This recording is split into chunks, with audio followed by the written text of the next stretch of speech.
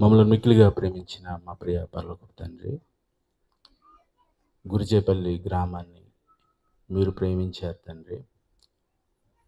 ప్రేమించి మీ సేవకుని ప్రేరేపించి వారి పిలుపు మేరకు సంఘాన్నంతటినీ కూడా ప్రేరేపించి సంఘమంతా కలిసి ఇదిగోనైనా ఈ 2 దినాల పాటు శ్రేష్టమైన మీ మనస్సులోని మీ ఉద్దేశాలను ఈ ప్రజలందరూ వినున్నట్లుగా ఒక మంచి కార్యక్రమాన్ని మీ బిడ్డలు సిద్ధపరిచి ఉండగా ఎంత మాత్రమును సమయాన్ని మేము దుర్వినియోగపరచక మా మాటలను మరుగు చేసుకొని మీ మనసులోని ఎన్నో ఉద్దేశాలను మీ పిల్లలందరికీ తెలియచేయగలుగుటకు సమయోచితమైన జ్ఞానాన్ని నాకు దయచేయమని కోరుతూ మా ప్రభువు రక్షకుడైన యేసుక్రీస్తు ద్వారా ఈ ప్రార్థన మీకు సమర్పిస్తూ ఉన్నాను తండ్రి.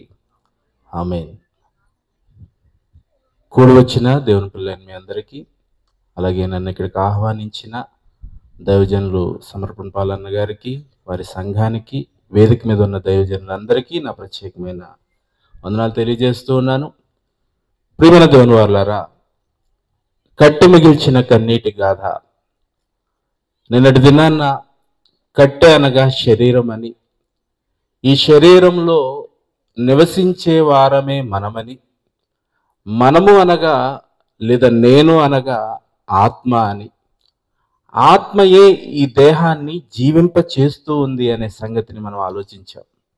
అయితే ఈ శరీరం ఆత్మను కూడా తనకు బానిసగా చేసుకొని కేవలం 60-70 ఏళ్ల జీవితకాలాన్ని అంతటిని ఆత్మను గూర్చిన పనుల కోసం ఆలోచించనీయకుండా కేవలము ఈ శరీరం యొక్క అవసరతలు, దీని యొక్క ఇష్టాలు, దీని కోరికలు, దీని సుఖభోగాల కోసమే మనలందరినీ ఆలోచింపచేస్తూ దీని కోరమే చింతపడేటట్లుగా మనల్ని ప్రేరేపిస్తూ బ్రతుకు కాలాన్ని అంతటినీ తన కోసం వినియోగించేసుకొని ముగింపులో ఈ శరీరాన్ని విడిచిపెట్టేసిన ఆత్మ ఇది చేసిన క్రియలన్నింటిని బట్టి తీవ్రమైన వేదనలోనికి, శిక్షలోనికి వెళ్ళిపోతుందనే సందర్భాలను మనం విన్నాం. ప్రియమైన దేవుని వారలారా, ఈరోజు మానవ జీవితాన్ని మనం ఒకసారి పరిశీలించగలిగితే ఏది అత్యవసరమో దాన్ని పట్టించుకోకుండా అవసరం లేని వాటి కోసం అర్రులు చాచుతూ పరుగులు తీస్తూ తన జీవితాన్ని వెళ్ళగొడుతూ ఉన్న సందర్భాన్ని మనం చూస్తూ ఉన్నాం. మన జీవితం ఈ భూమి మీద జీవిత కాలానికి పరిమితమైందా? దీనికి ముందు మనం ఉన్నామా? దీని తర్వాత మనం ఉంటామా? దీని గురించి ఎవరైనా ఆలోచించగలిగేవారు ఉన్నారంటారా? చెప్పండి. ఈ లోకంలోనికి మనం ఎలా వచ్చాం ఒకసారి మనం ఆలోచించగలిగితే, నేను అలాగే మీరు మనమంతా మన తల్లిదండ్రులు మనల్ని కావాలనుకుంటేనే ఈ లోకంలోనికి మనం వచ్చాం. అవునంటారా కాదంటారా? చెప్పండి. వివాహానికి వెళతాం, భార్యాభర్తలుగా జతపరచబడుతున్న జంటను ఆశీర్వదిస్తారు. ఏమని ఆశీర్వదిస్తారని అంటే, త్వరగా పిల్లలతోటి కలకాలం మీరు వర్ధిల్లాలి అని. పెళ్లి కాకముందు ఏమని ఆశీర్వదిస్తారు? శీఘ్రమేవ కళ్యాణ ప్రాప్తిరస్తు, అంటే తొందరగా పెళ్లి కావాలని. పెళ్లి చేసుకుంటాను కదా అని అనుకుంటే ఊరుకుంటారా? పెళ్లికి వెళ్ళిన తర్వాత మళ్ళీ వాళ్ళని అడుగుతారని అంటే, నెక్స్ట్ ఏంటి, ఎప్పుడు మాకు మీరు భోజనాలు పెడతారు? మళ్ళా భోజనం వాళ్ళు పెట్టాలంటే పెళ్ళైన దంపతులు ఏం చేయాలి? పిల్లల్ని కనాలి, వాడికి మొదటి బర్త్డే చేయాలి, అప్పుడు మళ్ళీ భోజనానికి మనల్ని అందరినీ పిలవాలి. అవును కదా ప్రియమైన దేవుని వాళ్ళారా? వివాహం అయిన తర్వాత కనపడితే వాళ్ళని ఏమడుగుతారంటే, ఏమైనా విశేషం ఉందా? అప్పుడు వాళ్ళేం సమాధానం చెప్తారు? అప్పుడే వద్దనుకున్నామండి అంటారు కొందరు, ఇంకా లేదండి అని అంటారు కొందరు, ఇంకా ప్లానింగ్ లేదండి అని మాట్లాడుతూ ఉంటారు కొందరు. ఇంతకీ ఏంటి ఆ ప్లానింగ్ అనే విషయాన్ని మనం ఆలోచిస్తే, నాకు పిల్లలు కావాలి. తండ్రి అంటాడు నాకు కూతురు కావాలంటాడు, తల్లి అంటుంది నాకు కొడుకు కావాలని అంటాడు. అవును కదా ప్రియమైన దేవుని వాళ్ళారా? అంటే భూమి మీద ఒక మానవ జన్మ రావాలి అని అంటే తల్లిదండ్రులు నీవు కావాలని కోరుకోవాలి. అద్భుతమేమన్న మాటలు. మనం ఈ లోకంలోనికి రావాలి అని అంటే ముందుగా మన తల్లిదండ్రులు మనం కావాలని వారు కోరుకోవటం ఎంత నిజమో అసలు ఈ భూమి మీదకి మానవాళ్ళందరూ రావాలి అంటే మనం రావాలని, మనం కావాలని ఇంకెవరైనా కోరుకుని ఉండాలా, ఉండకూడదా? నా ప్రశ్నకి సమాధానం చెప్పాలి. నేను కావాలని నా తల్లిదండ్రులు కోరుకుంటే ఈ లోకంలోనికి వచ్చినట్లుగా భూమి మీద మానవాళ్ళందరూ కూడా ఎవరు కావాలని కోరుకుంటే ఈ లోకానికి వచ్చారు? ఎవరు ఆలోచిస్తున్నారు ఈ విషయాన్ని చెప్పండి ప్రియమైన దేవుని వాళ్ళారా. ఎవరు పట్టించుకుంటూ ఉన్నారు?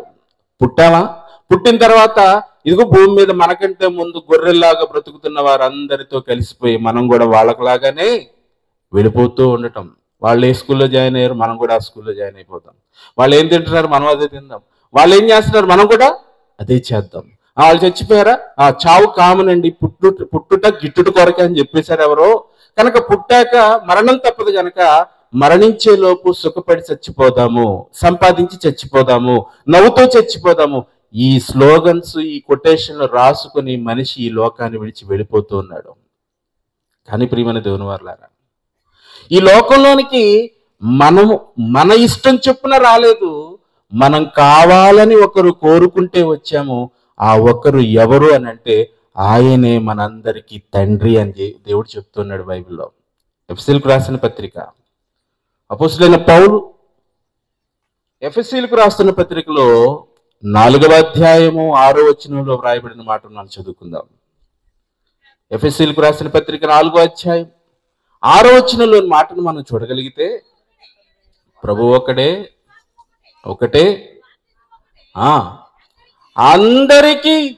అందరికీ ఎవరందరికీ?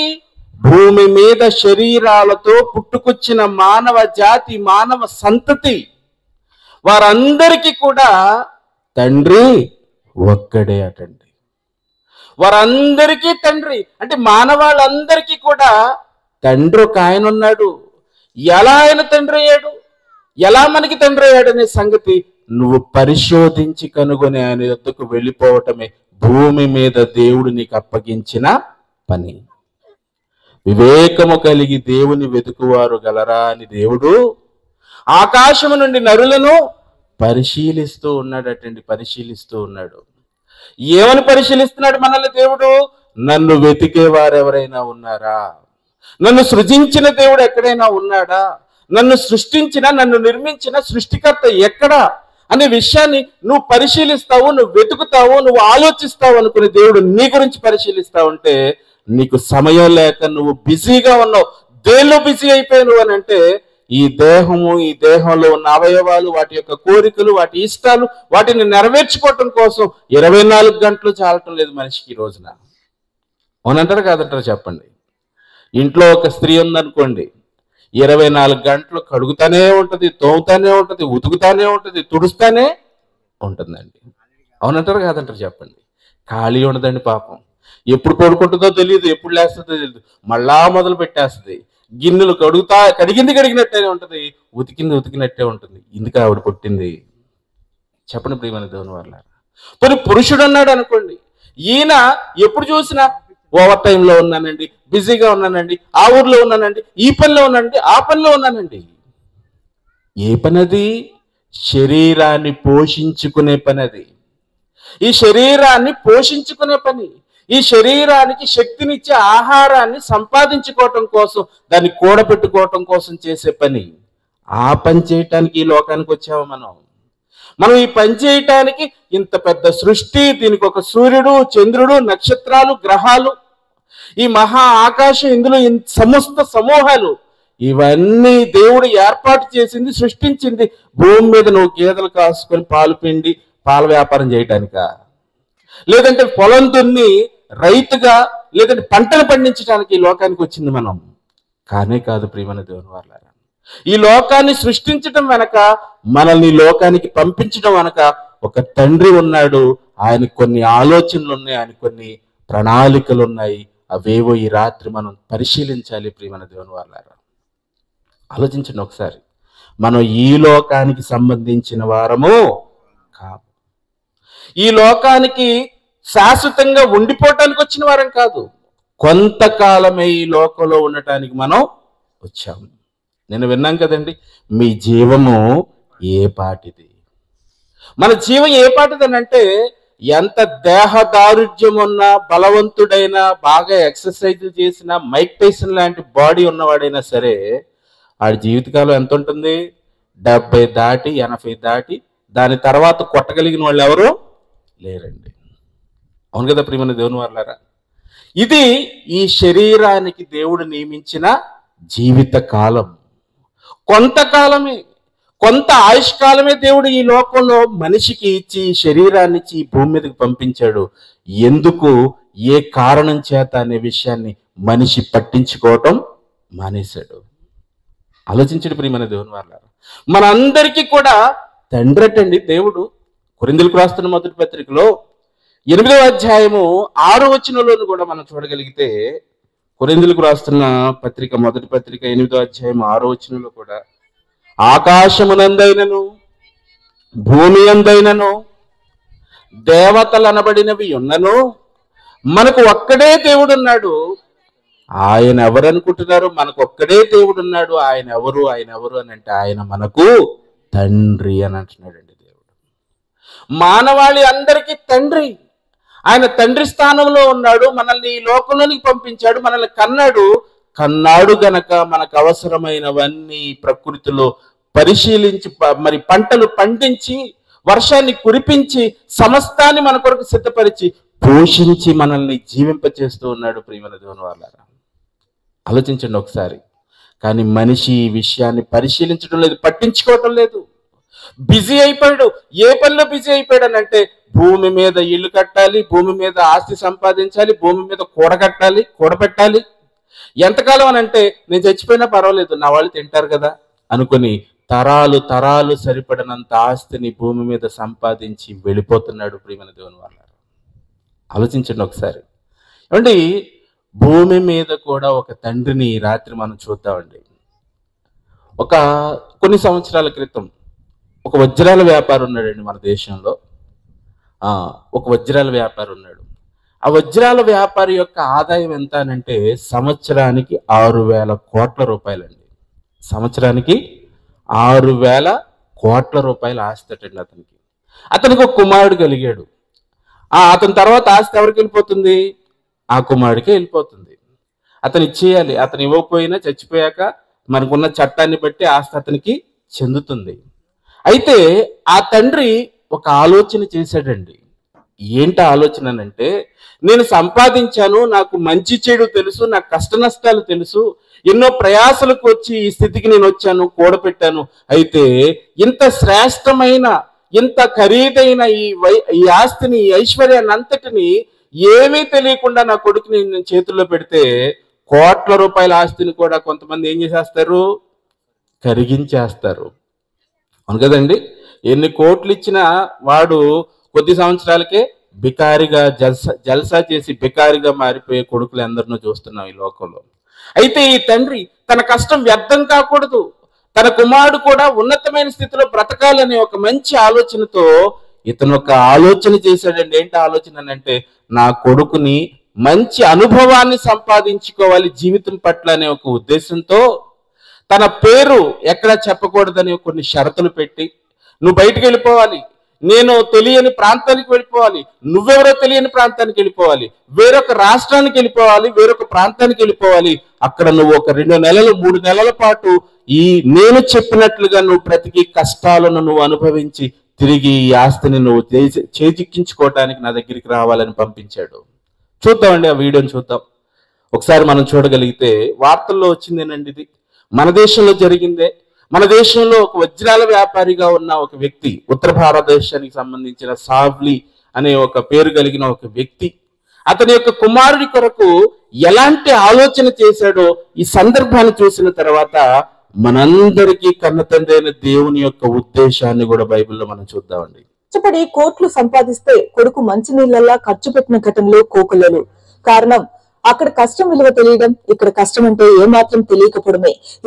భూమి మీద ఒక తండ్రి తన కష్టంతో సంపాదించిన శ్రేష్టమైన తన ఐశ్వర్యం, తన కష్టార్జితం 71 దేశాలలో వజ్రాల వ్యాపారం చేసే ఒక భారతీయునిగా, ఒక ధనవంతునిగా ఉన్న ఒక తండ్రి తన కొడుకు అనుభవపూర్వకమైన జ్ఞానాన్ని సంపాదించుకోవాలి, జీవిత పాఠాన్ని నేర్చుకోవాలనే ఒక నిర్ణయంతో కన్న తండ్రి కొడుక్కి ఒక పరీక్ష పెట్టినట్లుగా మనం చూసాం కళ్ళ ముందు. అవును కదండి? కన్న తండ్రి ఏం పెట్టాడు? కొడుకుకి ఒక పరీక్ష పెట్టాడు. ఆ పరీక్షలో కష్టం, రోజుకి ₹1000 పాకెట్ మనీగా ఖర్చు పెట్టే కొడుకు అర్ధాంతరంగా ఇంటిని విడిచి తను ఎవరో ఎక్కడ తెలియని ప్రాంతానికి వెళ్ళిపోయి ఏ పని చేశాడనే విషయాన్ని మనం ఆ వీడియోలో చూస్తే, ఒక బేకరీలో పనిచేశాడట, కాల్ సెంటర్లో పనిచేశాడట, రోజుకి ₹40తో ఒక పూటే భోజనం చేశాడట, చెప్పుల షాప్లో పనిచేశాడట. ఇన్ని కష్టాలు భరించాడు. ఎందుకనంటే అనుభవాన్ని సంపాదించుకోవటానికి, జీవిత సారాంశాన్ని తెలుసుకోవటానికి. దాని తర్వాత ఏంటి అని అంటే, ఈ కష్టానికి ప్రతిఫలంగా అతను జీవిత పర్యంతము తన తండ్రి సంపాదించిన ఉన్నతమైన ఆస్తిని అనుభవించే గొప్ప అవకాశాన్ని తండ్రి ఏర్పాటు చేశాడు. ప్రియమైన దేవుని వారలారా, భూమి మీద మానవ దేహాలతో ఈ లోకంలోనికి ప్రవేశించిన మనం కూడా కన్న తండ్రి అయిన దేవుని అనాది సంకల్పంలోని భాగంగా ఆయన అప్పగించిన బాధ్యతను నెరవేర్చి తిరిగి ఆయన యొద్దకు వెళ్ళిపోవటానికి దేవుడు ఈ లోకానికి మనల్ని పంపించాడు. మానవుడు ఎందుకు జన్మించాడని రాయించాడు దేవుడు బైబిల్లో?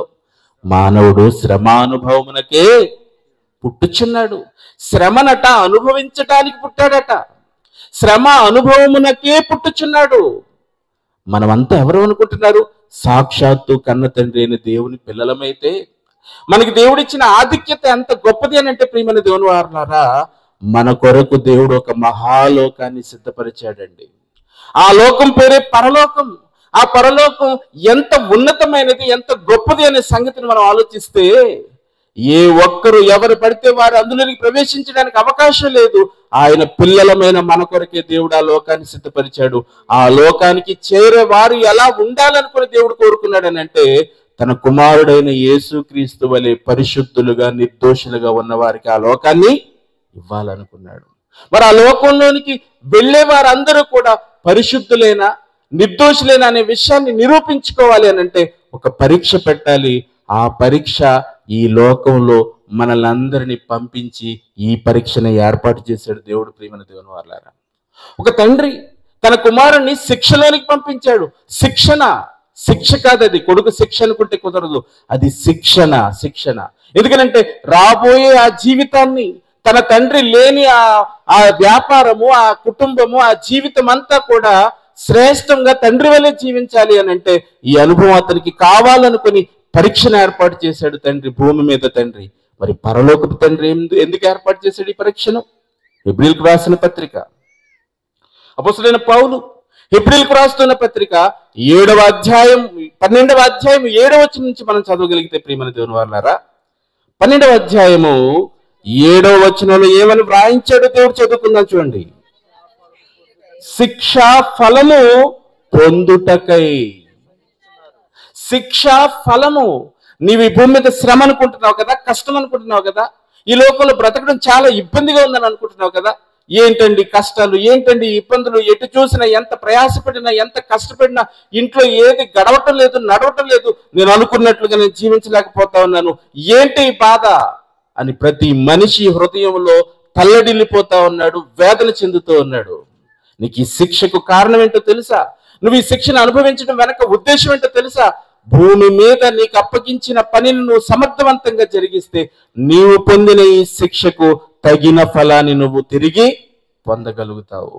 శిక్షా ఫలము పొందుటకై మీరు సహించుచున్నారు, దేవుడు కుమారులనుగా మిమ్మల్ని చూచుచున్నాడు. దేవుడట మనల్ని కుమారులనుగా చూచుచున్నాడటండి.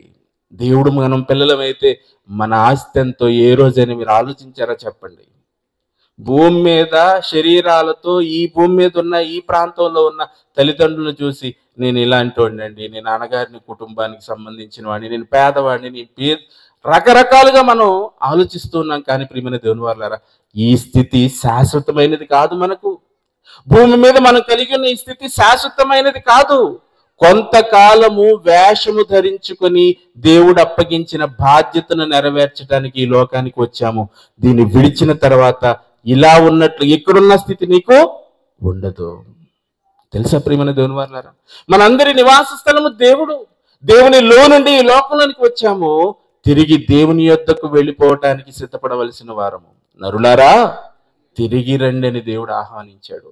ప్రతి వారిని ఆహ్వానిస్తూ ఉన్నాడు. అందుకే మరణాన్ని మనకు ఏర్పాటు చేశాడు భూమి మీద. ప్రియమైన దేవుని వాళ్ళారా, నీవు మనుషులను మంటికి మార్చుచున్నావు. ఎందుకు నువ్వు మట్టికి కలిసిపోతున్నావు అని అంటే, వెళ్ళిపోవాలి కదా నీ ఇంటికి, నీ తండ్రి ఇంటికి నువ్వు వెళ్ళిపోవాలి కదా.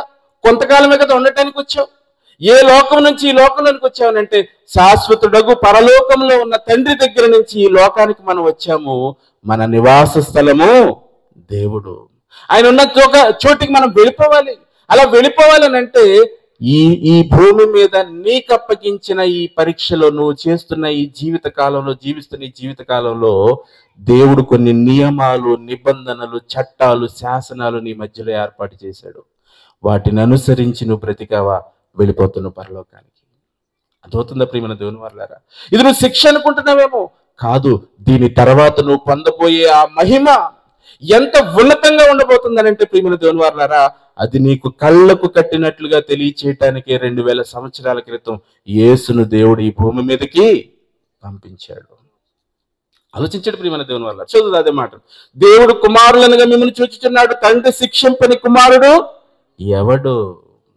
తండ్రి శిక్షించని కుమారుడు ఎవడు? ప్రతి మనిషిని, ప్రతి కుమారుడిని తండ్రి శిక్షిస్తున్నాడు.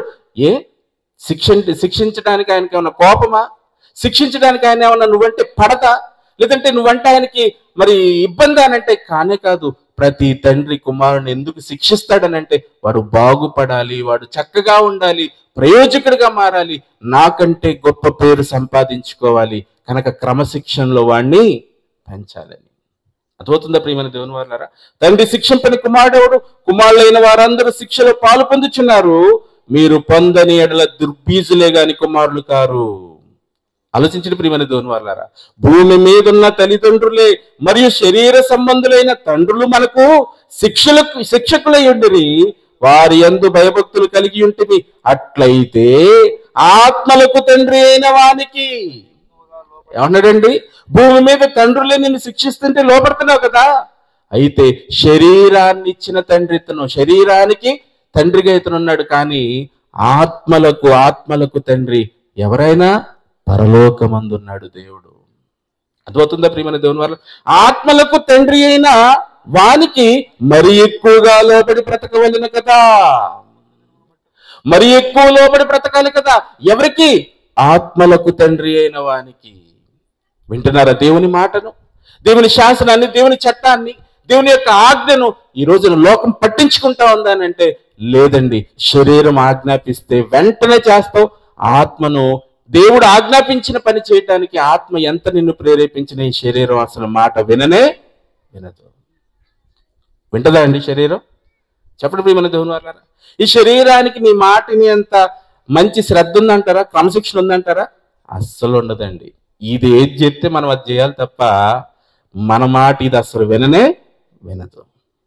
ఏంటి వింటున్నారో చెప్పండి ప్రియమైన దేవుని వాళ్ళారా. ఎప్పుడైపోద్దయ్యా, వెళ్ళిపోతాము, అయ్యగారు మా కోసం ఏదో ఏర్పాటు చేశారట. అవును కదండి. మన ఆలోచనలన్నీ ఎటువైపు వెళ్ళిపోతా ఉంటాయి అంటే వాచి చూసుకుంటా ఉంటాం.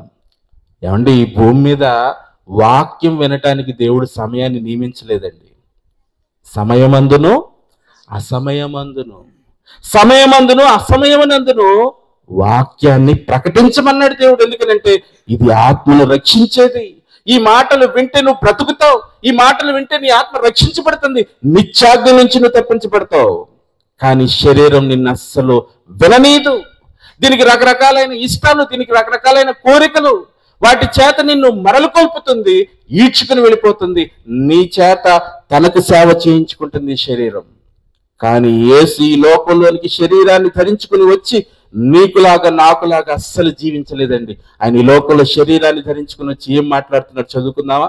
హెబ్రీ పత్రిక 10వ అధ్యాయం 5వ వచనం చదువుకుందాం. చూడండి, హెబ్రీయులకు రాసిన పత్రిక 10వ అధ్యాయం 5వ వచనం.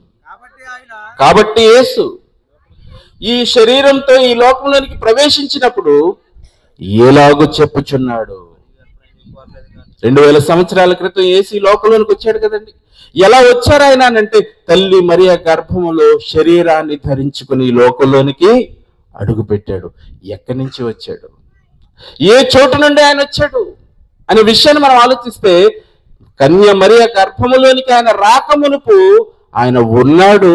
ఎక్కడున్నాడు అని అంటే పరలోకంలో ఉన్నాడు. ఫిలిప్పీలకు రాసిన పత్రిక చదివి మరలా ఇక్కడికి వద్దాం. ఫిలిప్పీలకు రాసిన పత్రిక 2వ అధ్యాయము అపోస్తలుడైన పౌలు ఫిలిప్పీలకు రాస్తున్న పత్రికలో 2వ అధ్యాయము 6వ వచనం చదువుకున్నాం. చూడండి మన దేవుని వాళ్ళారా, యేసుక్రీస్తు దేవుని స్వరూపము కలిగిన వాడై ఉండి దేవునితో సమానముగా ఉండుట విడిచిపెట్టకూడని భాగ్యమని ఎంచుకొనలేదు, కానీ మనుష్యుల పోలికగా పుట్టి ఆలోచించండి ప్రియమైన దేవుని వాళ్ళారా. యేసట దేవునితో సమానముగా ఉండుట, నాకు ఇది చాలు, నేను ఎక్కడికి వెళ్ళను, ఇక్కడి నుంచి నేను కదలను, నా స్థితి, నా హోదా, నా మహిమ, నా గొప్పతనం చాలా బాగుంది, నేనెందుకు తగ్గించుకోవాలి, నేనెందుకు లోపడాలి, నేనెందుకు ఆ భూమి మీదకి మానవ మట్టి శరీరంలోనికి నేను వెళ్ళాలని ఆయన అనుకోలేదటండి. ఏం చేశాడట మరి? మనుష్యుని పోలికగా పుట్టి దాసుని స్వరూపమును ధరించుకొని దాసుని స్వరూపాన్ని ధరించుకున్నాడు. నిజానికి ఆయన ఎవరనంటే దేవునితో సమానముగా ఉండుట విడిచిపెట్టకూడని భాగ్యమని ఎంచుకొనని దేవుని స్వరూపి, పరలోకమందున్న దేవాది దేవుని ప్రియమైన కుమారుడు. ప్రియమైన దేవుని వాళ్ళారా, మహిమలో ఉన్నాడు, దేవుని సింహాసనం మీద ఉన్నాడు.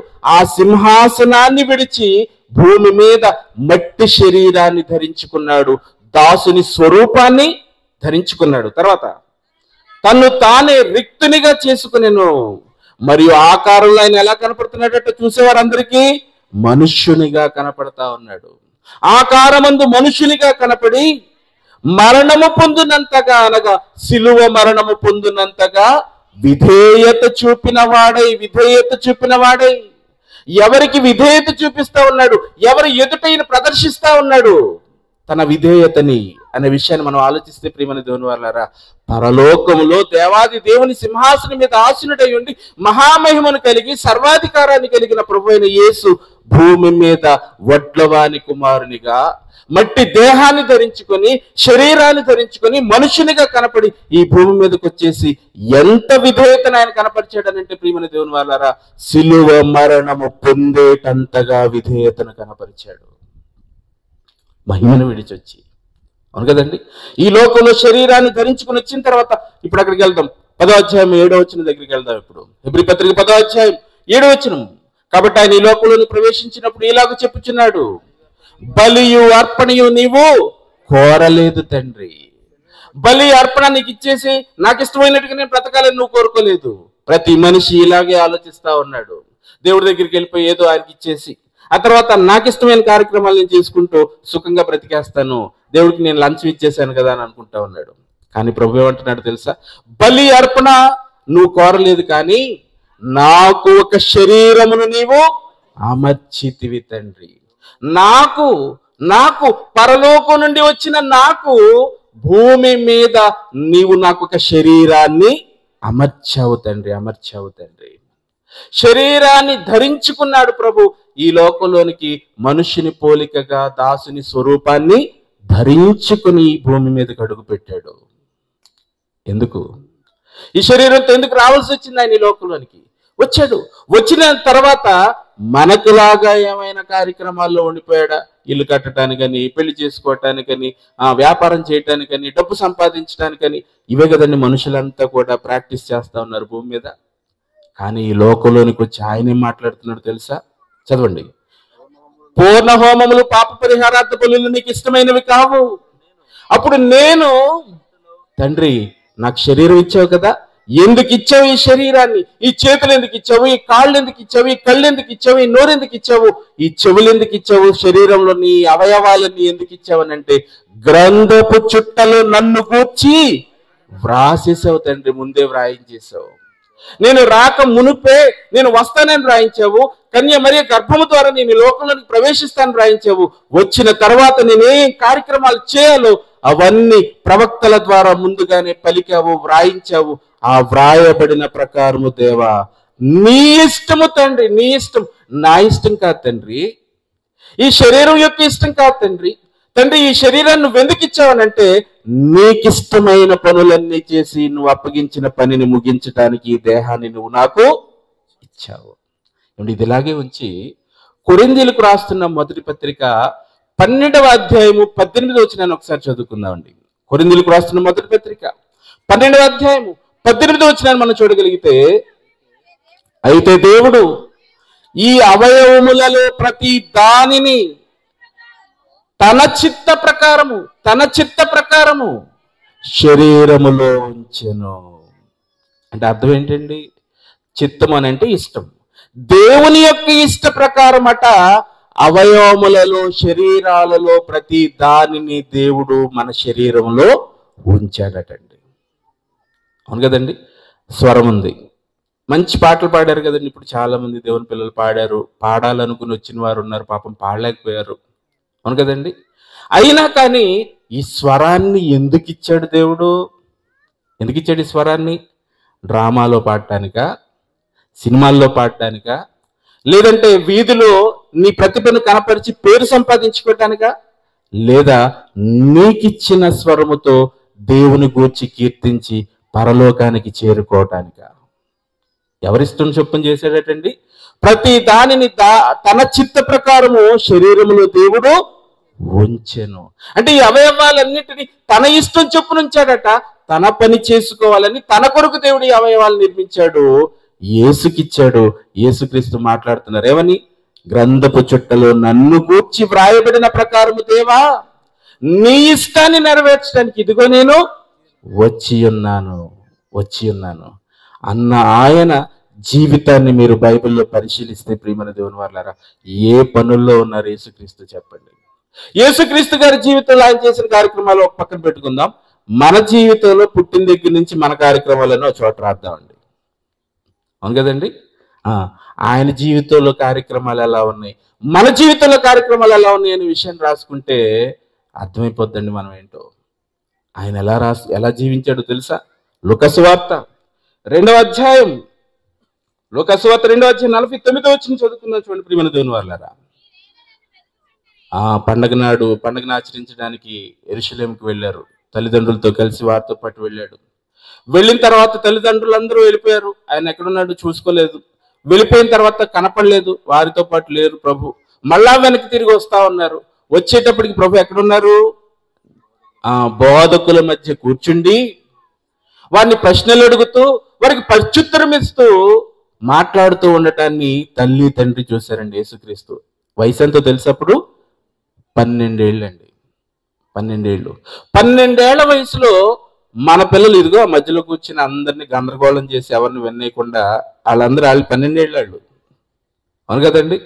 ఉన్నదే ఒక గంట. ఈ గంటలో మీ జీవిత సారాంశాన్ని మీకు తెలియజేసి మీ ఆత్మను నిత్యాగ్ని నుంచి తప్పించడానికి ఎన్నో రోజుల నుంచి సేవకులు ప్రార్థిస్తున్నారు. పాపం ఉపవాసం ప్రార్థన చేశారు. సంఘం అంతా ఖర్చు చేసి కష్టపడి త్యాగాన్నంతా తీసుకొచ్చి మిమ్మల్ని అందరినీ ఇక్కడ కూర్చోబెట్టి ఈ జ్ఞానాన్ని మీకు వినిపించడానికి ప్రయాస పెడితే ఈ 12 ఏళ్ళలో ఏం చేస్తారండి? మనల్ని అందరినీ కూడా వినేయకుండా, నన్ను చెప్పనీయకుండా, మిమ్మల్ని వినేయకుండా పాడు చేస్తున్నారు. కానీ యేసుక్రీస్తు ఏం చేస్తున్నాడు? బోధకుల మధ్య కూర్చుండి వారిని ప్రశ్నలు అడుగుతున్నాడు. ప్రశ్నలు అడగటమే కాదండి, ప్రత్యుత్తరం ఇస్తుంటే వాళ్ళకి ఆశ్చర్యం వేసిపోతుందటండి, విస్మయం కలిగిపోతుందట వాళ్ళకి. ఆయన ప్రజ్ఞ, ఆయన ప్రత్యుత్తరములకు విస్మయం కలిగిపోయింది. ఎవరికి? బోధకులకి. ఆయన వయసు ఎంత అంటే 12 ఏళ్ళు. 12 ఏళ్ల వయసులోని యేసుక్రీస్తు ధర్మశాస్త్రములో ఉన్న సందర్భాలన్నిటినీ కూడా ఆయన మాట్లాడుతూ ఉంటే, ఆయన సమాధానం చెప్తూ ఉంటే విస్మయం కలిగిపోయింది బోధించే వారికి. వీళ్ళు వచ్చేసారు తల్లిదండ్రులు.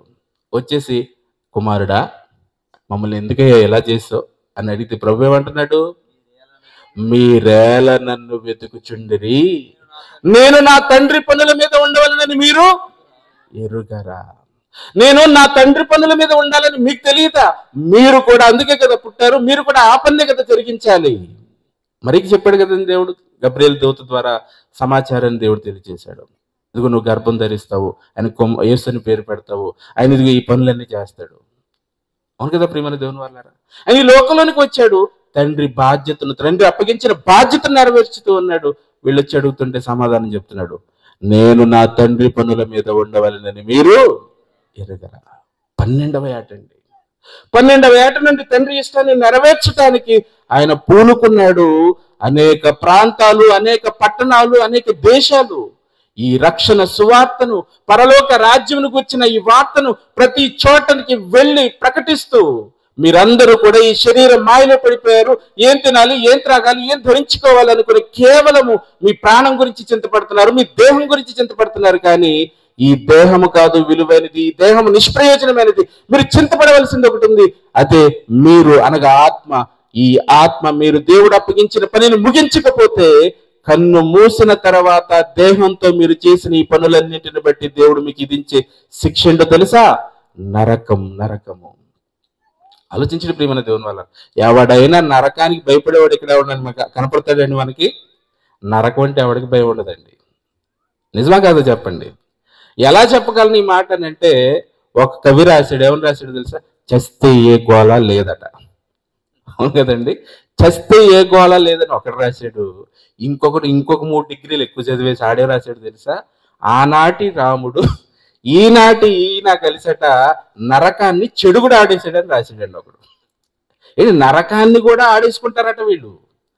ప్రియులారా, భూమి మీద నువ్వు ఏది మాట్లాడినా, భూమి మీద నువ్వు ఎలా ఆలోచించినా, నువ్వు ఎలాంటి స్థితిలో నువ్వు బ్రతికినా కానీ అన్ని సాగిపోతాయి. కానీ కన్ను మూసిన తర్వాత నీ చేతుల్లో ఏది ఉండదు. కన్ను మూసిన తర్వాత నీ చేతిలో ఏముండదు. నీ ఇష్టం నెరవేర్చుకునే అవకాశం ఈ భూమి మీద చాలా ఉంది నీకు. కానీ కన్ను మూసాక కూడా నీ గంతులు చెల్లుతాయంటే చల్లవండి. ఆ విషయాన్ని పరలోకాన్ని విడిచి మన మధ్యకు వచ్చి శరీరాన్ని ధరించుకొని చెప్పాల్సినంత ఇంపార్టెన్స్ వచ్చేసిందా మనిషికేనంటే? అవునండి, అవును ప్రియమైన దేవుని వారలారా. నా ఇష్టాన్ని నెరవేర్చడానికి నేను రాలేదు. ఎవరి ఇష్టాన్ని నెరవేర్చడానికి వచ్చాడు యేసుక్రీస్తు? తండ్రి ఇష్టాన్ని. యోహాను సువార్త 17వ అధ్యాయం 4వ వచనాన్ని మనం చూడగలిగితే, యోహాను సువార్త 17వ అధ్యాయం 4వ వచనంలో మనం చదవగలిగితే ప్రియమైన దేవుని వారలారా, చేయుటకు నీవు నాకు ఇచ్చిన పని. చేయుటకు నీవు నాకు ఇచ్చిన పని ఏంటి? ఆయనకి ఇచ్చిన పని తండ్రి అని అంటే, తన ప్రజలను వారి పాపముల నుండి ఆయనే విడిపించును గనక ఆయనకి ఏమని పేరు పెడతారట? యేసు అని పేరు పెడతారు. యేసుకు ఆ పేరు ఎందుకు పెట్టబడింది అని అంటే, రక్షకుడు అనే పేరు ఎందుకు పెట్టబడింది అని అంటే, రక్షించేవాడు రక్షకుడు అని అంటే ఎక్కడి నుంచి రక్షిస్తాడు? పాపముల నుండి రక్షిస్తాడు. పాపము నుండి రక్షించడం అని అంటే ఈజీ అనుకుంటున్నారా? చెప్పండి ప్రియమైన దేవుని వాళ్ళారా. పాపం నుండి విడిపించడం, రక్షించడం ఈజీ అనుకుంటున్నారా? ఒకవేళ అనుకునే వాళ్ళు ఎవరైనా ఉంటే, ఇదిగో కేసుల్లో అరెస్ట్ అయిపోయి కోర్టుల చుట్టూ, స్టేషన్ చుట్టూ, జైల్లో మగ్గిపోతున్న ఖైదీలు కొంతమంది ఉన్నారు. మీలో ఎవరైనా వెళ్ళిపోయి ఆ నేరస్తుడైన ఆ ఖైదీని విడిపించి బయటికి తీసుకొచ్చి చెప్పండి. అంతే కదండి. పాపం అనేది నేరం, దేవుని దృష్టికి నేరం. ఇప్పుడు భూమి మీద నేరం ఏంటి? చట్టానికి వ్యతిరేకంగా నువ్వు చేసిన పనికి నేరం నిరూపించబడింది, నిన్ను జైల్లో వేశారు, శిక్షలోనికి వెళ్ళిపోయావు. ఆ శిక్షలో ఉన్న వాడిని బయటికి తీసుకురావటం ఈజీగా అయిపోయే పనా? కాదండి. నరక శిక్షలో ఉన్నవాడిని బయటికి తీసుకురావటం ఈజీ పనా? అంతకంటే కాదండి. నరకంలో ఉన్నవాడిని నరకానికి వెళ్ళనీయకుండా నిన్ను మళ్ళించి నిన్ను శిక్ష నుంచి తప్పించాలని అంటే పాపము కారణం గనక ఆ పాపం నుండి నిన్ను తప్పించాలి. అది ఈజీ అని అంటే కాదండి. ఎంత కష్టం అని అంటే, ఆయన పరిశుద్ధుడిగా భూమి మీద బ్రతకాలి, పరిశుద్ధమైన తన రక్తాన్ని మన కొరకు చిందించాలి. ఏది, నువ్వు ఒక్కరోజు చూపించు బ్రతికి పరిశుద్ధుడిగా. ఈ శరీరంలో మనకులాగా శరీరాన్ని ధరించుకునేసి వచ్చారు కదండి. అబద్ధం ఆడకుండా ఒక పూట ఉండండి. ఏమన్నా ఎవరైనా చేసి చూపించవచ్చు. అబద్ధం ఆడకుండా నేను ఉంటానండి, ఇదిగో నేను 10 రోజుల నుంచి ఉంటున్నానండి అనగానే వారు ఎవరైనా ఉన్నారా? లేరండి. పరిశుద్ధంగా జీవించాలి. ఏ పాపము అంటకూడదు. యేసులో ఏ పాపము లేదండి. నాలో పాపం ఉన్నదని ఎవడు స్థాపించగలడని అన్నాడు. ఇంత ఉన్నతంగా తన బ్రతుకు కాలాన్నంత పరిశుద్ధంగా జీవించాలి. ఆఖరి రక్తపు బొట్టు వరకు మన కొరకు ధారగా రక్తాన్ని చిందించాలి. అప్పుడే పాపము నుండి రక్షణ అనేది సాధ్యమవుతుంది. అందుకని యేసుని పేరు పెట్టారు. ఇంతటి మహా ప్రణాళికను తండ్రి ఏర్పాటు చేయగా ఆ ప్రణాళికను నెరవేర్చడానికి శరీరాన్ని ధరించుకుని యేసు భూమి మీదకి వచ్చాడు. చేయుటకు నీవు నాకు ఇచ్చిన పని నేను సంపూర్ణముగా నెరవేర్చేశాను తండ్రి. సంపూర్ణంగా నెరవేర్చి భూమి మీద నిన్ను మహిమపరచితిని. నువ్వు అప్పగించిన పని అయిపోయింది తండ్రి. ఇదిగో ఈ లోకానికి ఎందుకు వచ్చానంటే నువ్వు శరీరాన్ని ఇచ్చావు, నా కోసం కొన్ని పనులు ఏర్పాటు చేసావు, అది గ్రంథం చుట్టూ రాసేసావు, అవన్నీ నెరవేర్చడానికి నేను వచ్చాను, ఇదిగో నెరవేర్చేశాను. తండ్రికి రిపోర్ట్ చెప్తా ఉన్నారు, ప్రార్థన చేస్తున్నాడు. ఏమని? లోకము పుట్టక మునుపు నీ యొక్క నాకు ఏ మహిమ ఉన్నదో ఆ మహిమతో నన్ను ఇప్పుడు మహిమపరచు. యేసు భూమి మీద మార్గాన్ని చూపించడం చదువుకుంటున్నాం కదా. ఆయన చూపించిన మార్గం ఏంటి అని అంటే, తండ్రిని చేరాలి అని అంటే, పరలోకం చేరాలి అని అంటే, ఇదిగో ఇలా నువ్వు జీవించాలి, ఈ ప్రకారంగా నువ్వు బ్రతకాలి, ఈ చొప్పున నువ్వు జరిగిస్తే నువ్వు కూడా ఎక్కడికి వచ్చేస్తావు? పరలోకానికి వచ్చేస్తావు. అది మన కొరకే దేవుడు సిద్ధపరిచాడు. దూతలలో ఎవ్వరికి దానిని ఆయన లోపరచలేదు. ఆయన మనల్ని కుమారులుగా ప్రేమించాడు, మనం కావాలనుకున్నాడు, మన కొరకే ఒక మహాలోకాన్ని సృష్టించాడు. ఆ లోకంలోనికి మనం చేరాలని ఆయన ఇష్టపడతా ఉన్నాడు. ఎవరు చేరక నశించిపోతున్న తరుణంలో తిరిగి మరలా తన కుమారుణ్ణి మన కొరకు ఈ భూమి మీదకి పంపించి మనల్ని మరలా పరలోకానికి నడిపించడానికి ఒక మహాకృపను, రక్షణను ఈ భూమి మీద సిద్ధపరిచాడు. ఈ రక్షణని ఈ రోజు నువ్వేం చేస్తున్నావు? ఈ రక్షణ నువ్వు స్వీకరిస్తున్నావా? క్రీస్తును అంగీకరిస్తున్నావా? దేవుని ఇష్టాన్ని ఆలోచిస్తున్నావా? నీకు ఇచ్చిన ఈ దేహాన్ని దేవుని కొరకు వినియోగించాలని ఏ రోజైనా పరిశీలిస్తా ఉన్నావా? నిరంతరము నీ ఇష్టము, నీ కోరిక, నీ ఆశలు, నీ ఇష్టాలు నెరవేర్చుకోవడానికి తిరిగి దేవుని కోసం ఎదురు చూస్తూ అడుగుతూ ఉన్నావా? అంతే కదండి. మనం మొదలు పెట్టామంటే, దేవా మీ ఇష్టం ఏంటి తండ్రి, మీ కొరకు ఏం చేయాలనుకుంటున్నారు, ఇదిగో మీ కొరకు ఎంతమంది ఆత్మ రక్షించాలని మీరు కోరుకుంటూ ఉన్నారు, ఈ సంవత్సరం, ఈ నూతన సంవత్సరంలో ఇవన్నీ చేస్తానని ప్రార్థన చేస్తామా?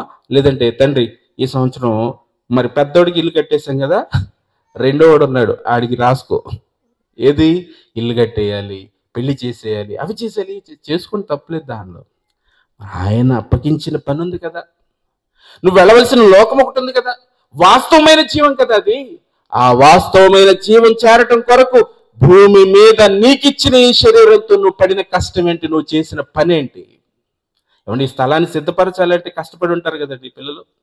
ఈ లైట్లు కట్టాలంటే కష్టం, ఈ స్టేజ్ వేయాలంటే కష్టం, ఈ మిమ్మల్ని అందరినీ ఇక్కడ సమకూర్చాలంటే ఎన్నో ప్రాంతాలు తిరగాలి, ఎన్నో కరపత్రికలు పంచాలి, వాటిని ముద్రింప చేయాలి, వాటి కొరకు ధనం కావాలి, సభను ఏర్పాటు చేయాలని అంటే ఎందరిని ఆహ్వానించాలి, ఈ ఏర్పాట్లన్నీ చేయాలి. 2 రోజులు కష్టము, నెల రోజుల నుంచి వీటి కొరకు సిద్ధపాటుకి ఎంతో కష్టం. ఈ శరీరం ఎందుకు ఇచ్చాడు దేవుడు అని అంటే, ఈ కష్టాన్ని అనుభవించడానికి ఇచ్చాడు. ప్రియమైన దేవుని వాళ్ళారా, యోహాను సువార్త 5వ అధ్యాయం 38వ వచనం చదవగలిగితే, యోహాను సువార్త 5వ అధ్యాయం 38వ వచనం 39వ వచనం చదువుకుందాం. నా ఇష్టము నెరవేర్చుకున్నటకు నేను రాలేదు, నా ఇష్టము నెరవేర్చుకున్నటకు నేను రాలేదు. ఎందుకు రాలేదటండి యేసుక్రీస్తు? నా ఇష్టాన్ని నెరవేర్చుకోవటానికి నేను రాలేదు తండ్రి, నన్ను పంపిన వాని ఇష్టాన్ని నెరవేర్చుకున్నటకే నేను వచ్చాను. నన్ను పంపిన వాని ఇష్టాన్ని నెరవేర్చడానికి వచ్చాను, నా ఇష్టాన్ని నెరవేర్చడానికి నేను రాలేదు. ఏది తండ్రి ఇష్టం? పంపిన వాని ఇష్టం ఏంటి? ఎవరు నశించడం ఆయనకి ఇష్టం లేదు. అందరూ మారు మనసు పొందాలని ఆయన కోరుకుంటున్నాడు. మనమంతా కూడా రక్షించబడాలని ఆయన కోరుకుంటున్నాడు. ఎవరు పాతాళానికి వెళ్ళకూడదు, నరక శిక్షకు వెళ్ళకూడదని కోరుకుంటా ఉన్నాడు. కానీ ఎవరండి ఆ లోకానికి వెళ్ళేవారుగా సిద్ధపడతా ఉన్నారు ఈ లోకంలో? చెప్పండి ప్రియమైన దేవుని వల్ల. ప్రతి వారు కూడా శరీర మాయలో పడిపోయి శరీర ఇష్టాన్ని నెరవేర్చుకోవడం కోసమే ఈ భూమి మీద బ్రతుకుతూ ఉన్నారు, కొనసాగుతూ ఉన్నారు. చివరిగా ఒక 2 వ్యక్తుల జీవితాన్ని చూసి ముగించేసుకుందామండి. లూకాసువార్త 16వ అధ్యాయం, లూకాసువార్త 16వ అధ్యాయము 19వ వచనం నుంచి మనం చూడగలిగితే, ఈ కట్టె ఎవరితో, ఎలాంటి కన్నీటిని మిగిల్చిందో, ఆ కన్నీరు మనకు ఎలాంటి పాఠాన్ని నేర్పిస్తుందో ఈ రాత్రి ఈ సందర్భాన్ని చూసి మనం ముగించుకుందాం. ధనవంతుడు ఒకడు ఉండెను. ధనవంతుడు అనగనగనగా ధనవంతుడు ఉండెను, అది కథ. కానీ బైబిల్లో దేవుడు రాయించాడనంటే ధనవంతుడు ఒకడు ఉన్నాడు. అంటే ఉన్నాడా లేడా? ఉన్నాడు. ఎప్పుడున్నాడు? అక్కడ భూమి మీద మోషేయు ప్రవక్తలు ఉన్నారు, వారి మాట వినవలనని రాయించాడు దేవుడు అని అంటే, ధనవంతుడు పాతాళానికి వెళ్ళిపోయి బాధపడుతున్న కాలం ఎప్పుడుది అని అంటే మోషే ప్రవక్తలు భూమి మీద నిలిచి ఉన్న కాలం అన్నమాట. అదవుతుందా ప్రియమైన దేవుని వాళ్ళారా? ధనవంతుడు ఒకడు నేను, అతడు ఎలా ఉన్నాడట? మనకులాగానే ఉన్నాడు. మనలో కూడా ధనవంతులు ఉంటారు కదండి, సేమ్ అలాగే ఉంటాడు. ధనవంతులు ఎప్పుడు ఒకేలా ఉంటారు. ఎలా ఉంటారు? దర్జాగా ఉంటారు, టీవీగా ఉంటారు, మంచి బట్టలు ధరిస్తారు, మంచి వాహనాల్లో తిరుగుతూ ఉంటారు, ఇష్టమైన పదార్థాలు తింటూ ఉంటారు, రకరకాలుగా అనుభవిస్తూ ఉంటారు, సుఖపడుతూ ఉంటారు. అవును కదా? ఈ ధనవంతుడు ఎంత మంచివాడనంటే, చదువుకుందాం చూడండి. ఉదారంగు బట్టలు, సన్నపు నార వస్త్రములు ధరించి ప్రతి దినము బహుగా సుఖపడుచుండువాడు. ఆలోచించండి ప్రియమైన దేవుని వాళ్ళారా. మీకు బాగా తెలుసులేండి, ధనవంతుడు లాజరు చాలా సార్లు వినేసి ఉంటారు, చూసేసి ఉంటారు. అవును కదండి? ధనవంతుడు ఒకడు ఉన్నాడు, ప్రతి దినము ఏం చేస్తున్నాడు? ఇతని పని ఏంటండి? బహుగా సుఖపడటవాడండి. ఇదేమో తప్ప? చెప్పండి ఒకసారి. ఎవరిని ఈయన బాగా సంపాదించాడండి, ఇంట్లో బాగా సుఖపడుతున్నాడండి అని ఎవరైనా కోర్టుకి వెళ్ళి కేసేశారు అనుకోండి, ఏం చేస్తారు? ఇతన్ని గద్దించి బయటికి పంపించేస్తారు. అది తప్పేంటి? కానీ దేవుని న్యాయ సభలో మనం పరిశీలిస్తే ప్రియమైన దేవుని వాళ్ళారా, ధనవంతుడు ఒకడు ఉన్నాడట. అతడు ఉదారంగు బట్టలు, సన్నపు నారవస్త్రం ధరించుకుని ప్రతిదినం బహుగా సుఖపడుతూ ఉన్నాడట. అయితే లాజరు అనే ఒక దరిద్రుడు ఉన్నాడు. అతడు ఎలా ఉన్నాడు? కురుపులతో నిండిన వాడై ఉన్నాడు. కుక్కలు వచ్చి అతని కురుపులు నాకుతా ఉన్నాయి. ధనవంతుని ఇంటి వాకిట పడి ఉన్నాడు. అతని బలమైన నుంచి పడే రొట్టె ముక్కలు తిని ఆకలి తీర్చుకోవాలనుకుంటూ బ్రతుకుతూ ఉన్నాడు. ఎవరు? ఈ లాజరు. ఈ ఇద్దరు మన కళ్ళ ముందు కనపడతా ఉన్నారు. అయితే లాజరు చనిపోయాడండి. చనిపోయిన మరుక్షణం ఏమైపోయాడనంటే, లాజరు భూమి మీద తినటానికి లేక, ఉండటానికి లేక, ఆరోగ్యం లేక భయంకరమైన పరిస్థితుల్లో ఉండి చనిపోయాడు. దేవదూతలు వచ్చేసి అతన్ని తీసుకుని వెళ్ళిపోయారటండి. ఎక్కడికి? అబ్రహాము రొమ్మున అనుకోవటానికి తీసుకుని వెళ్ళిపోబడ్డాడు. ఎవరు? లాజరు అండి. ధనవంతుడు కూడా చనిపోయాడు. ధనవంతుడు కూడా చనిపోయి ఎక్కడికి వెళ్ళిపోయాడనంటే, భూమి మీద ఏమో వైభవం, సుఖము, సంతోషం. కానీ చనిపోయిన మరుక్షణం ఊరేగింపుగా అంత్యక్రియలు చేశారు, తీసుకుని వెళ్ళిపోయారు. బాగా బాంబులు పేల్చారు, ఊరంతా వచ్చేసారు, పూలు చల్లేశారు, సమాధి చేసేశారు. మరుక్షణం అతను ఎక్కడికి వెళ్ళిపోయాడట? పాతాళములో బాధపడుచు. పాతాళములో బాధపడుచు. భూమి మీద ఏమీ లేదనుకొని ఉన్నదంతా అనుభవించేశాడు, చచ్చిపోయాడు. కానీ వెళ్ళిపోయాడు. తనున్నాడు, శరీరం లేదు. అనుభవించిన శరీరం ఏమో చక్కగా మట్టిలోకి వెళ్ళి పడుకుని పోయింది. ఇప్పుడు ఆత్మ ఎక్కడికి వెళ్ళిందండి? ఎక్కడికి వెళ్ళిపోయింది? వేదన. ఎలాంటి వేదన అనంటే, పాతాళములో బాధపడుచు కన్నులెత్తి దూరం నుండి అబ్రహామును అతని రొమ్మున ఆనుకుని లాజరును చూసి కేకలు వేస్తున్నాడు. కేకలు వేస్తున్నాడు. ఇక్కడ మీరు ఆలోచించాల్సిన విషయం ఏంటంటే, మాట్లాడాలంటే ఏముండాలి? నోరు ఉండాలి. చూడాలంటే ఉండాలి, కళ్ళు ఉండాలి. వినాలంటే ఉండాలి, చెవులు ఉండాలి. చేతి వేలి కొనను నీళ్ళలో ముంచి నా నాలుకను చల్లార్చుటకు లాజరును పంపని మాట్లాడుతున్నాడు. ఎంతకీ అవయవాలన్నీ శరీరానికి ఉన్నాయా? ఆత్మకు కూడా ఉన్నాయో చెప్పండి. ఆత్మకు కూడా ఉన్నాయి. ఆత్మకు కూడా ఏముంది? దాహం ఉంది. ఆలోచించడం ప్రియమైన దేవుని వారులారా. వేదనలోనికి వెళ్ళిపోయాడు. ఇంకేముంది ఆత్మకనంటే, అతని పరిస్థితి చెప్తున్నాడు ధనవంతుడు. ఏమని? ఈ అగ్ని జ్వాలలలో యాతన పడుచున్నానని కేకలు వేసి చెప్తూ ఉన్నాడు. అంటే బాధ కూడా తెలిసిపోతుంది ఈ ఆత్మకు. మనం అనుకుంటున్నాం అన్ని శరీరానికే తెలుసండి, ఆత్మకి ఏమీ తెలియదండి. మనం మౌనం పాటిస్తే చాలండి, ఆత్మ ఏమైపోద్దట? శాంతిగా ఉంటుందట. ఎక్కడో ఎవరు చెప్పారు? చెప్పండి ప్రియమైన దేవుని వాళ్ళారా. భూమి మీద నువ్వు చేసిన క్రియలు నీ ఆత్మ చేరవలసిన లోకాన్ని నిర్ణయిస్తాయని ఈ రాత్రి నువ్వు అర్థం చేసుకోవాలి. ఆలోచించండి ప్రియమైన దేవుని వాళ్ళారా. వేదనలోకి వెళ్ళిపోయాడు ధనవంతుడు. కేకలు వేసి అబ్రహామును పిలుస్తూ ఏమంటున్నాడంటే, తండ్రివైన అబ్రహామా, ఆ లాజరును నా దగ్గరికి పంపించంటే, కుదరదు నాయన, నువ్వు అక్కడికి ఇక్కడ వాళ్ళు అక్కడికి, అక్కడ వాళ్ళు ఇక్కడికి రాకుండా ఉండేటట్లుగా మహా ఆఘాతము మీకు మాకు మధ్యలో ఏర్పాటు చేయబడిపోయింది. ఎంతకీ నువ్వు ఇక్కడికి ఎందుకు వచ్చావో తెలుసా? ఇక్కడికి నువ్వు ఎందుకు రావాల్సి వచ్చిందో ముందుగా నీకు తెలియాలి. ఎందుకు వచ్చావో తెలుసా? నీవు నీ జీవిత కాలమందు నీకిష్టమైనట్లుగా నీవు సుఖం అనుభవించావు. ఏంటండి? ఎందుకు వచ్చాడట శిక్షలోనికి? ఎందుకు వచ్చాడట వేదనలోనికి? నీకిష్టమైనట్లుగా సుఖపడ్డావు భూమి మీద, అందుకే ఇక్కడికి వచ్చేసావు. లాజరు కష్టం అనిపించాడు, అందుకే నెమ్మదిలోనికి వెళ్ళిపోయాడు. అర్థమవుతుందా ఈ రాత్రి? చెప్పండి ప్రియమైన దేవుని వాళ్ళారా. నీ ఇష్టమా? దేవుని ఇష్టమా? యేసు దేవుని ఇష్టాన్ని నెరవేర్చాడు. సిలువలో తన ప్రాణాన్ని అర్పించాడు, సమాధి చేపట్టాడు, 3వ దినాన తిరిగి లేచాడు, అనేకులకు అగపట్టాడు. అందరూ చూస్తుండగా ఆరోహణం అయిపోయి ఇప్పుడు ఎక్కడున్నాడు తెలుసా? పరలోకములో తండ్రి కుడి పార్శ్వాన ఆసీనుడై ఉన్నాడు. మనకి కూడా పిలుపునిస్తున్నాడు. ఏమని చెప్తున్నాడు తెలుసా? నేను జయించి నా తండ్రి సింహాసనం మీద కూర్చుని ఉన్నాను కనుక జయించు వానిని నాతో కూడా తండ్రి సింహాసనం మీద కూర్చుని పెడతాను. భూమి మీద ఆయన ఎలా జీవించాడో శరీరాన్ని ఎలాగైతే జయించాడో, ఈ రాత్రి ఈ శరీరాలతో కూర్చున్న మీరంతా కూడా తండ్రి ఇష్టాన్ని నెరవేర్చడానికి జయించగలుగుతూ ఉన్నారంటారా? చెప్పండి. మీ సమయాన్ని దేవునికి ఇవ్వగలుగుతూ ఉన్నారా? మీ దేహంతో దేవుని పని చేయడానికి కష్టపడగలుగుతూ ఉన్నారా? దేవుని పని ఉందనంటే నీ సొంత పనిని పక్కన పెట్టి పరుగు తీసి దేవుని కొరకు ప్రార్థనకు రాగలుగుతున్నావా? పరిచర్య చేయగలుగుతున్నావా? పని చేయగలుగుతున్నావా?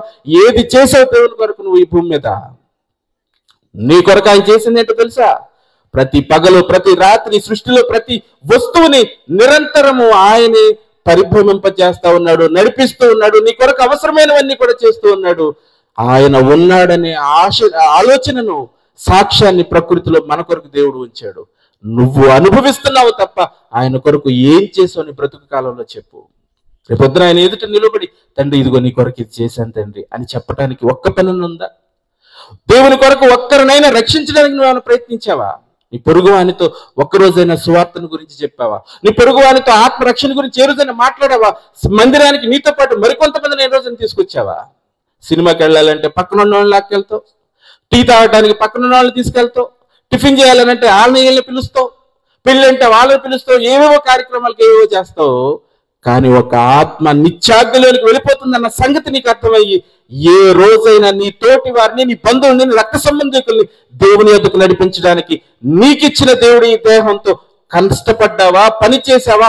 ఆయన అప్పగించిన బాధ్యతను నెరవేర్చావా?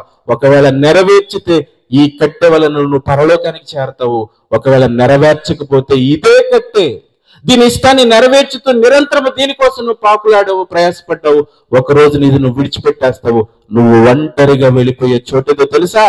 భయంకరమైన నిత్యాగ్ని, పాతాళం. ప్రియమైన దేవుని వాళ్ళారా, ఒకనాడు విశ్వాసులకు తండ్రి అయిన అబ్రహాము భూమి మీద ఎలాంటి సదుపాయాలు దేవుడు ఆయనకి ఇచ్చాడనే విషయాన్ని చూస్తే, రాజ్యాన్ని ఇచ్చాడు. ఒక రాజుగా పాలించి భూమి మీద సుఖభోగాలు అనుభవించే స్థితిలో కూడా ఆయన ఏం కోరుకున్నాడో తెలుసా? పునాదులు గల పట్టణం కావాలనుకుని భూమి మీద ఎలా బ్రతికాడు? పరదేశులమును యాత్రికులమునై ఉన్నామని. ఈ రాత్రి దేనికోసం బ్రతకాలనుకుంటున్నారు మీరంతా కూడా? 3 నాళ్ల ముచ్చటైన ఈ చిన్న జీవిత కాలంలో దేవుడిచ్చిన ఈ దేహాన్ని దేవుని కోసం వినియోగించి పరలోకం చేరాలన్న ఆలోచన మీరు కలిగి ఉన్నారా? లేదు, ఈ భూమి మీద సుఖంగా ఉంటే చాలు, నరకులు మేము ఎలాగోలా మేనేజ్ చేసుకుంటాంలే అని ఒకవేళ అనుకుంటున్నారా? ఒకవేళ అవకాశం ఉంటే దేవుడు ముందుగానే వ్రాయించాడు. అవి ఉన్నాయా, మీరు చూసారా అని ఒకవేళ మీరు ప్రశ్నిస్తారా? మీరు ఎవరైనా స్వర్గం, పరలోకం, నరకం ఎక్కడున్నాయండి అని అంటారా? యేసుక్రీస్తు రాకముందు నువ్వు ఆ ప్రశ్నిస్తే సమాధానం ఉండేది కాదేమో, కానీ ఆయన ఈ లోకానికి వచ్చాక పరలోకం ఉందని నిరూపించాడు, పాతాళం ఉందని నిరూపించాడు, స్వర్గము నరకము నిజమనే విషయాన్ని నిరూపించాడు. ఇక నువ్వు మాట్లాడటానికి అవకాశమే లేదు. ఇంత గొప్ప సాక్షి సమూహము ఈ రోజున ఒక ధనవంతుడు వేదనలో ఏం కోరుకుంటున్నాడో తెలుసా?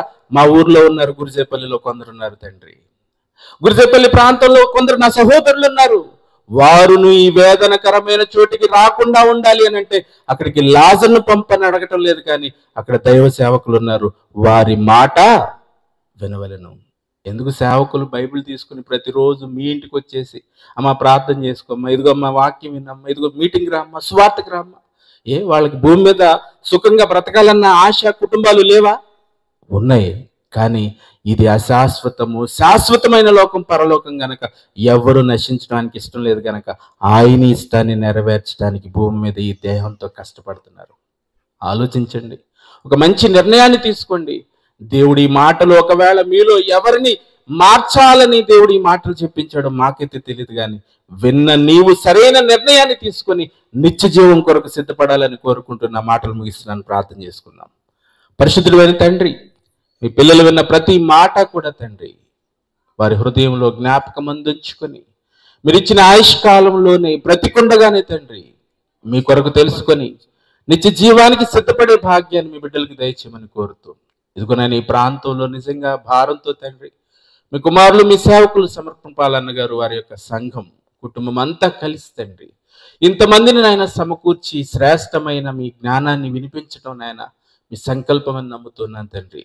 అందరూ వినాలని మీరు నిశ్చయించారు, వారందరూ విన్నారు తండ్రి.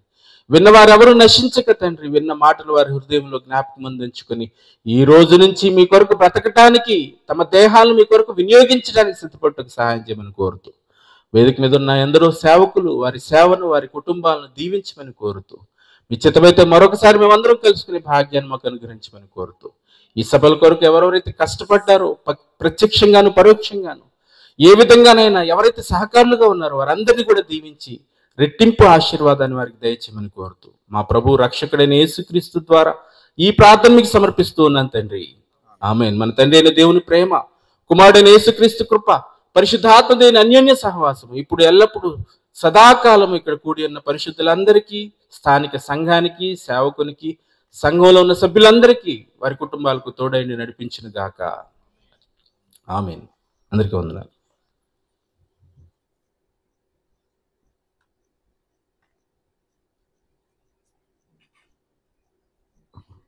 హల్లెలూయా. మంచి వాక్యాన్ని అందించినటువంటి దైవజనులు మత్తే భాస్కర్ కుమారయ్య గారికి హృదయపూర్వకమైన వందనాలు తెలియజేస్తున్నాను. ఇక్కడ ఉన్నటువంటి దైవజనులందరికీ కూడా హృదయపూర్వకమైన వందనాలు. మీ అందరి కొరకు మరి భోజనాలు ఏర్పాటు చేయబడి, పురుషులకి వెళ్ళే దారిలో పురుషులకి అక్కడ ఏర్పాటు చేయబడి అండి, స్త్రీలకేమో ఈ పక్కన కౌంటర్ పెట్టారు. అక్కడ మీరు భోజనం చేయాల్సిందిగా మరి ప్రభు పేట తెలియజేస్తున్నాను. ఈ సభ ఇంతటితో ముగించబడింది.